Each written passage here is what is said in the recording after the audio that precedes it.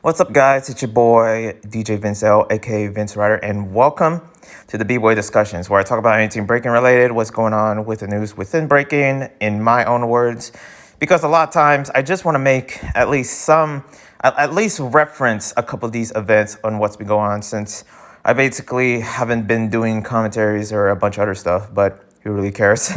Other than that, I really hope that, for those that are watching this, I'm here. I'm fine. It's just that, when your channel is terminated, where's the motive to actually ever to make videos other than my other channel? Because I've been busy with my other channel of making videos, but there's been stuff in the behind the scenes that is pretty much preventing me to actually make more stuff. But other than that, this is just what I want to make, and starting here about pretty much anything else that I want to talk about that is related to breaking. So here I am actually talking about a couple of events and a couple of stuff that I want to reference.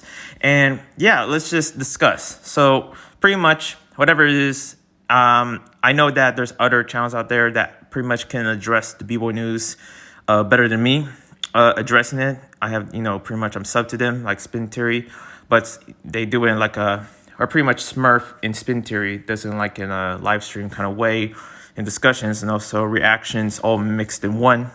And you got the Bboy Online, as well as talking about the news in such a very perfect and edited platform on Bboy Online from Russia. And of course, Dance, it's called Dance Asian Scene, and pretty much by this guy from the UK that addresses some of the news, but doesn't make any videos. Like pretty much makes like one video like once like 3 months or something. And yeah, that's pretty much it. That's kind of like all the other news outlets for breaking news that are addressing what is going on within breaking and their opinions. But for me, I'm basically kind of like a lazy or not very short, but also rambly kind of break news. I just talk about it. Okay, I just record and boom, I'm talking. That's literally it. There is no like real work done. It's just plain simple. So pretty much it's all kind of like basically uncut. So if you hear anything or if I f up, pretty much it's all good because this channel wasn't really made to actually get or followers or have the somewhat of expectations of getting followers. And I tried that before my channel got terminated, but it didn't lead me anywhere. But I found another career and another kind of like sort of like passion and ambition that I have that is not related to breaking. And pretty much I haven't been breaking much, but I still follow breaking because it's something that I can never really walk away. I can never actually ignore breaking and ignore the sense of like what's going on and what's happening. It's something that it's basically like my family, and you can never run away from your family. And pretty much I'm just here just wanting to actually address it or just be a part of it, because there are certain aspects of breaking that really made me realize like this is my home. So hopefully that makes sense. And here we go. Some of this news is like old school in the sense of like, a couple of weeks ago or whatever. And it's all over the place. So BC1 had their events. Taiwan and South Africa had their like ciphers. Pretty much South Africa just finished theirs. And the winner, I guess, was like Benny, which is a South African OG legend. And still breaking, still active. And also Courtney Paul, new upcoming B-girl. Kind of looks like she's been breaking for a long time from what I've seen, especially how like buff she is. So yeah, dope to see the scene there. I feel like from South Africa in the breaking scene there, a lot of B-boys and B-girls wear Pumas, and it kind of saddens me. And remember, this is a discussion that is based on my honest opinion, all based on how I feel like. I have a huge like opinion about like brand deals and breaking, and pretty much how breaking, even though it at least have some brand deals, at least is going somewhere. I'm kind of critical when it comes to like sponsorships, and I do have a segment here talking about the sponsors and the newest sponsor that is going on in breaking. So, but South Africa, from seeing all the clothings, especially the hosts, all of them wearing Pumas. It kind of saddens me to know that, because BC1 used to be sponsored by Pumas. I have no idea what happened. I really want to know, like, why did they lose their sponsor? Because that doesn't seem like a good thing. I do remember, like, this is not related to these BC1 battles, but it is related to Red Bull. That pretty much, I heard that, like, Just Debut, a dance, one of the biggest kind of like dance, like competitive platforms, I believe, that is pretty much used to be a part of Red Bull TV, but not anymore. And I think there was an interview from Otis Funkmeyer, and also Bruce Yakanji, the co-founder of Just a Boo, that talked about this. And I'm not sure, I believe this could be the same thing with Pumas and also BC1. So I'm kind of curious why they lose it, because it seems like they have, the breaking scene within South Africa. I sure they have Red Bull. I mean, Red Bull can be everywhere, but sponsors, whatever happened to, Puma? I really hope they come back, but they used to be there. Puma used to be a big sponsorship within breaking. It used to be in the R16. It used to be around BC1. It used to be a couple events that's related to freestyle session, B-Boy Unit, if anybody remembers that. So back in pretty much a couple years ago, Puma used to be part of it. The same thing with Adidas, and pretty much I would say Nike, but Nike's still somewhere around any event that is in Korea. I mean, I guess in Korea they have a bunch of sponsorships, more within breaking, especially in Japan. So, but I'm not sure anywhere else. Pretty much brand deals or sponsorships when it comes to clothing and sporting brands is kind of mixed in certain areas that is not particularly in the West. And that, at least that's how I see it. And hopefully I'm wrong. Hopefully can Puma come back, because that's the first thing I thought. Now, the whole battles was pretty dope. I see a lot of up-and-coming B-girls that are just coming up to the game.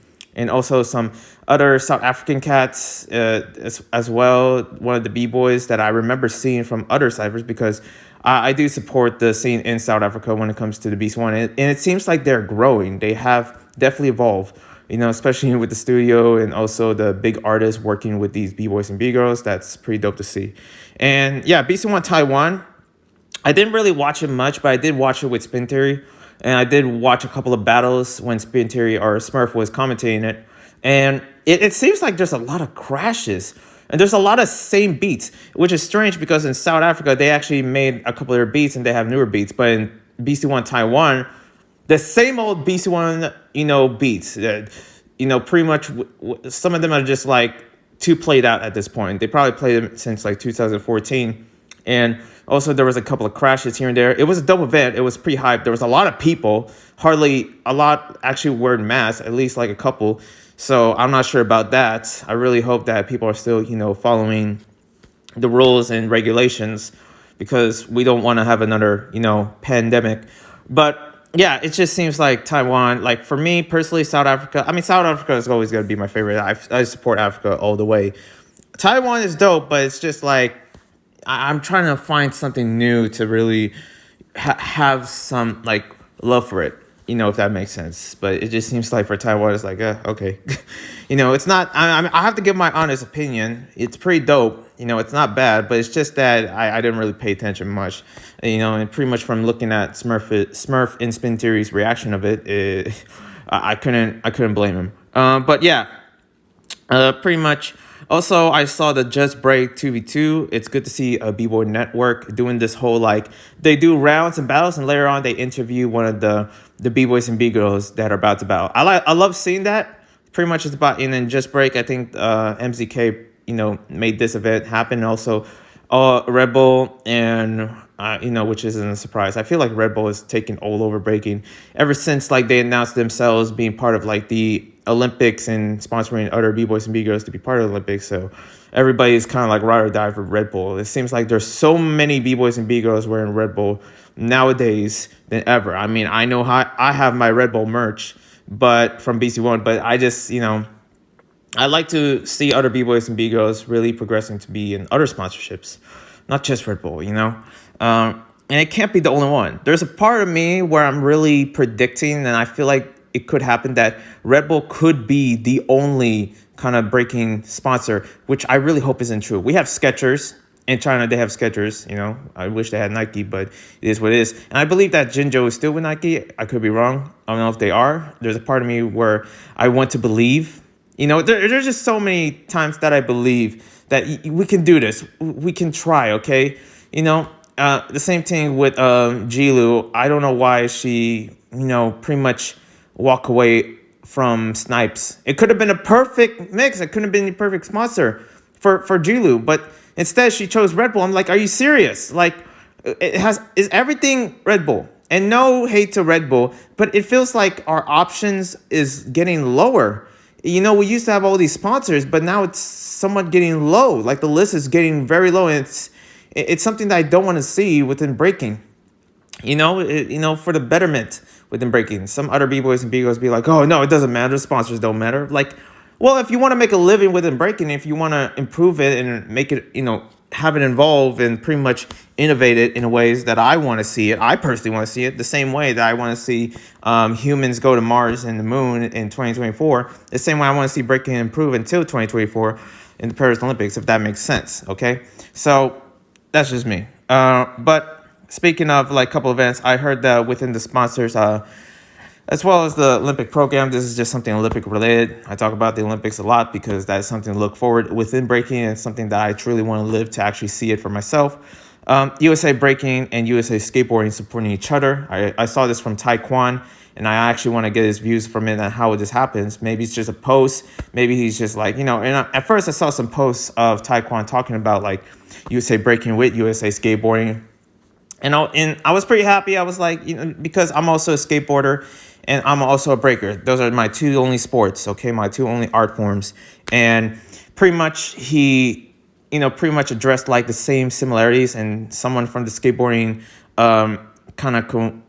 ambassadors, I believe, or co-founders, or someone that is working with USA Skateboarding, addressed Taekwon and pretty much gave him some support and gave breaking support. So that's good to see. It's good to see these urban sports to support each other, hashtag for the culture, and that's what it is. Next up, Break X Grand Jam. I saw the whole battles. It pretty much is fire. There's also another Break Free event. They have their whole schedule filled. So yeah, Monster Energy is doing work within Break X Grand Jam. That just happened a couple of weeks ago. I saw the whole event. I could only imagine how tiring is there, but it's not tiring. I feel like in breaking, there's no... tired basically probably doesn't exist, especially now. So many b-boys and b-girls are just hungry. Look at Zeku, and the fact that he just got back from an event, he immediately goes into the gym and works out, like off the plane, and goes to the gym. Like, it's just the work ethic is crazy with these b-boys and b-girls nowadays. And especially with BreakX Grand Jam, you see the hunger through these b-boys. It felt like a jam from 2019. It felt like everything's back to normal, even though it isn't from the looks of it. It's just dope.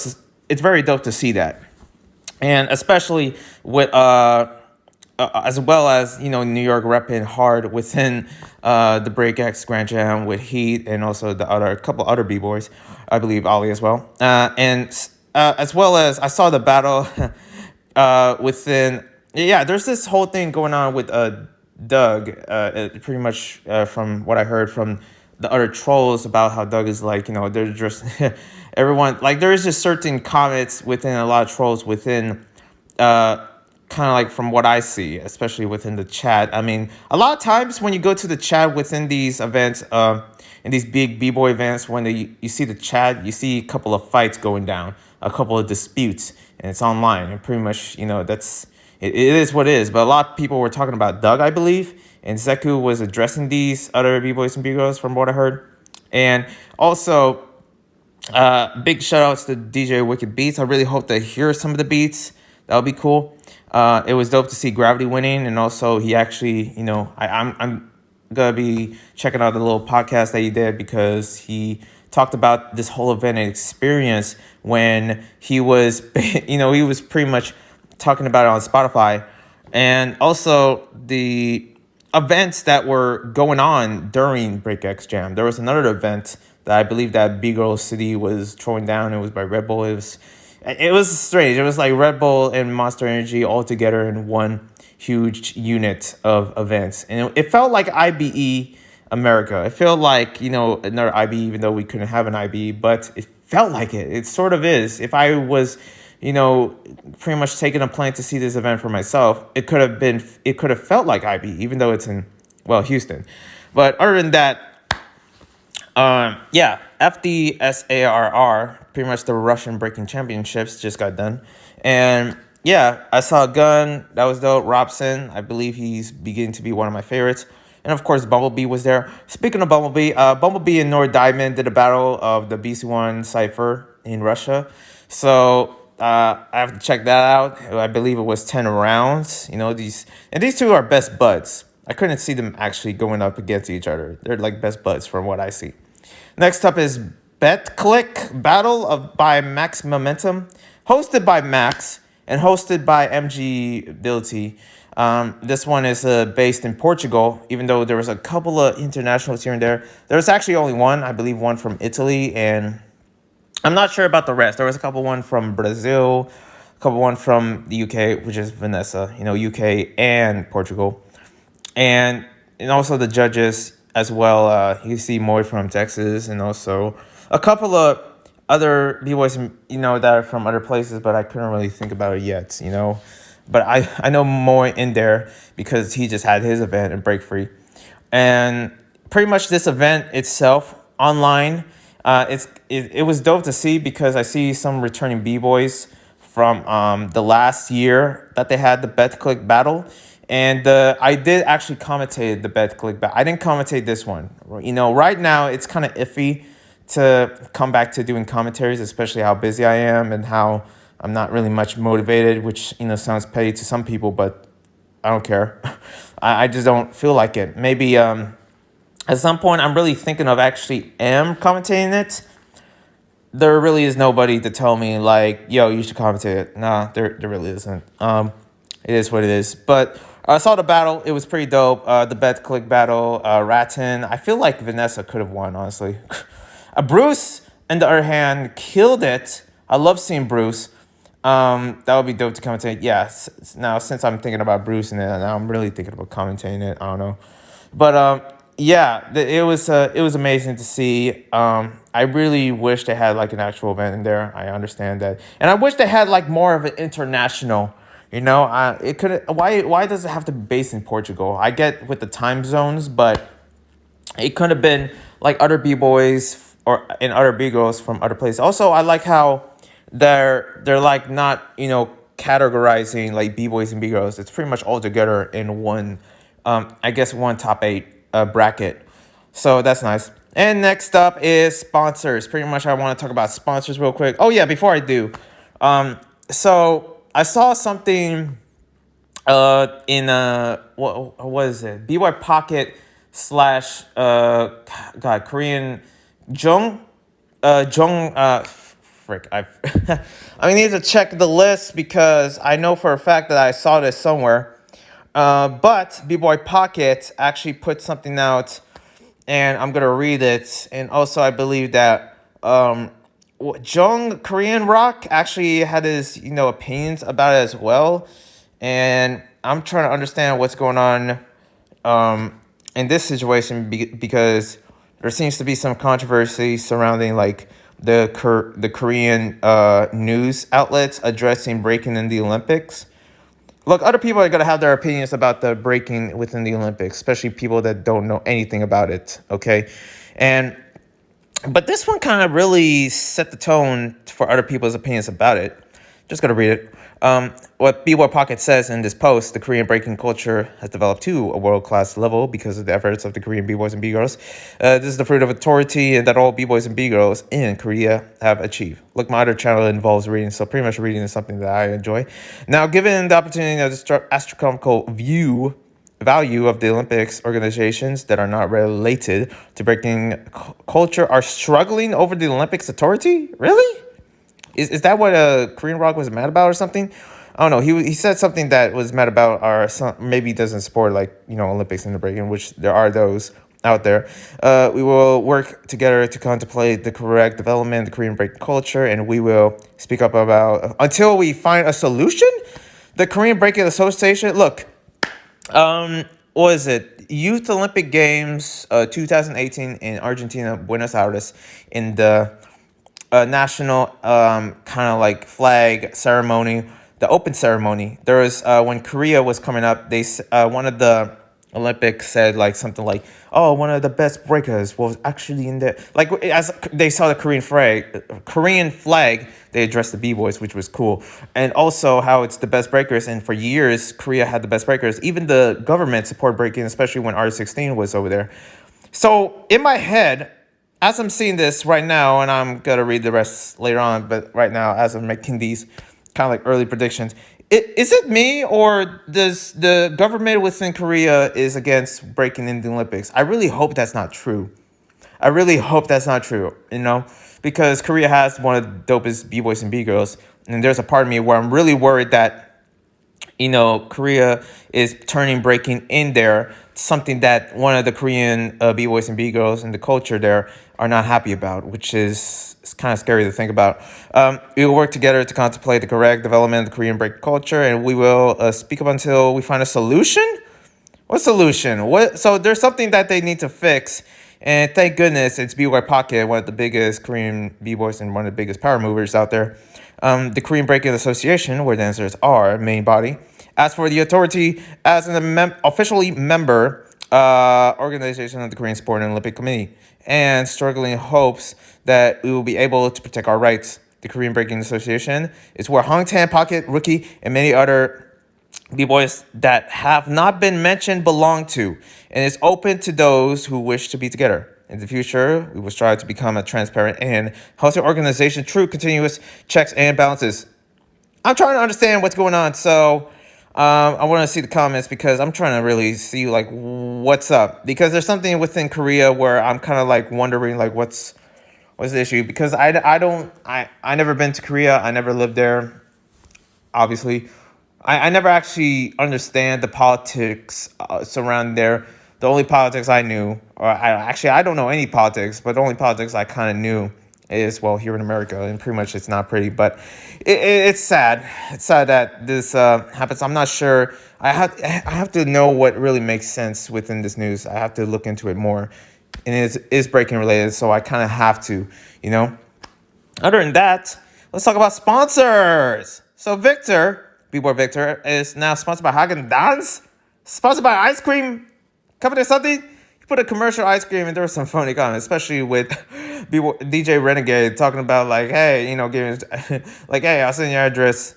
Let me know. My favorite is chocolate chip, I think he said. I forget. But yeah, Victor with the Haagen-Dazs commercial. There was some funny comments. My goodness. But that was dope to see many b-boys and b-girls being sponsored by other stuff, not just like anything like energy drinks or all that. Next up is Shingekix getting free Champions clothing. I'm not sure. Oh yeah, Champions. I thought Champions from what Moy wears, but no, it's Champions. He got free Champions. I saw his Instagram story time. He got some free Champions from Champions because he did that commercial with them, and I believe he's sponsored by Champions. I hope, but yeah, that's pretty dope. And also, I didn't really, I was talking about sponsors last time. I didn't mention that Bigo now from Japan is sponsored by Under Armour. It's part of the Under Armour team. So that's pretty dope. Next up is Catch Rec fashion show. So I'm not sure. I saw this from Gravity's story time, the co-founder of Catch Rec. And Catch Rec, one of the fewer kind of like B-boy sneaker brands, which is dope, that made it to a fashion show in New York City, I believe. So I'm kind of curious to see that. I saw this from Gravity, and I believe Sota as well that actually mentioned this. So this is pretty dope. Kid Karam with Nautica. I'm like, in my head, I'm like, yo, that has to be the dopest sponsor that I never thought about for Kid Karam, Nautica. In my head, I was thinking like Nike. I was thinking of like Palace and all these other brands that I believe that are somewhat big in the UK. Nautica. I'm like, yo, that's dope. That's what I'm talking about. Okay. But actually is a model for Nautica. But hopefully that, when the Olympics come closer, he'll be sponsored by Nautica or some kind of something. I feel like Kid Karam deserves a sponsor, deserves opportunities. Give it to them. Other than that, thank you guys for watching. Hope you subscribe, like, comment, all that jazz, and all that goodness. I'm out of these series. Peace.